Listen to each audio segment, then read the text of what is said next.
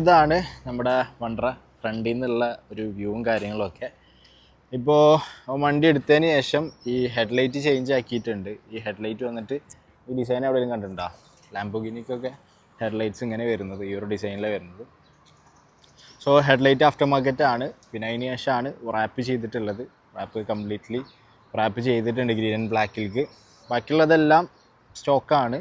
അവൻ എടുക്കുന്ന ഒരു ടൈമിൽ ഉണ്ടായിരുന്ന ഐറ്റംസ് തന്നെയാണ് എല്ലാം ഉള്ളത്. വേറെ ഒന്നും ചേഞ്ച് ചെയ്തിട്ടില്ല. റാപ്പ് ചെയ്തു ഹെഡ്ലൈറ്റ്സ് ആഫ്റ്റർ മാർക്കറ്റ് ഹെഡ്ലൈറ്റ്സ് ഇട്ടുട്ടാ.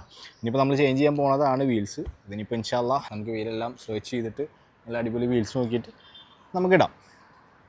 ശരിക്കും പറഞ്ഞാൽ വീലിൻ്റെ ആവശ്യമില്ല. വീല് ശരിക്കും പറഞ്ഞാൽ ചെറിയൊരു സ്പേസർ ഇട്ടിട്ട് ഒരു 2 ഇഞ്ച് സ്പേസർ ഇട്ട് പുറത്തേക്ക് ഇട്ടാലും മതി. പക്ഷേ വീലിട്ടാൽ കുറച്ചും കൂടി വണ്ടി കാണാം, കുറച്ചും കൂടി അഗ്രസീവ് ആവും.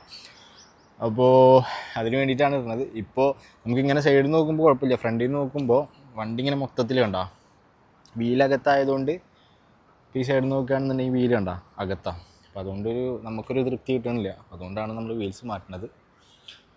ചുറ്റുപോലുള്ള വ്യൂവും കാര്യങ്ങളൊക്കെയാണ് ഇപ്പോൾ നിങ്ങൾ കണ്ടുകൊണ്ടിരിക്കുന്നത്. കാലിപ്പേഴ്സ് വന്നിട്ട് റെഡ് തന്നെയാണ്. അതിന് ചേഞ്ച് ആക്കണം, ഗ്രീനിലോട്ട് ചേഞ്ച് ആക്കണം. വീല് മാറുന്ന സമയത്ത് നമുക്ക് അയച്ചിട്ട് ചേഞ്ച് ആക്കണം. ഇതാണ് വണ്ടറ ഒരു ബാക്ക് വ്യൂവും കാര്യങ്ങളൊക്കെ. സംഭവം കണ്ടോ, ബാക്കിൽ അടിപൊളി ഡിഫ്യൂസറും കാര്യങ്ങളും വരുന്നുണ്ട്, ഫുള്ള് ബ്ലാക്ക് ആയിട്ട്. സംഭവം ഇതിന് ബോഡി കിറ്റ്സും കാര്യങ്ങളൊക്കെ വരുന്നുണ്ട്. പക്ഷേ അതിൻ്റെ ഒന്നും ആവശ്യമില്ല. വണ്ടി ഇങ്ങനെ കാണാൻ തന്നെ വേറെ തന്നെ ഒരു ലുക്കാണ് കേട്ടോ.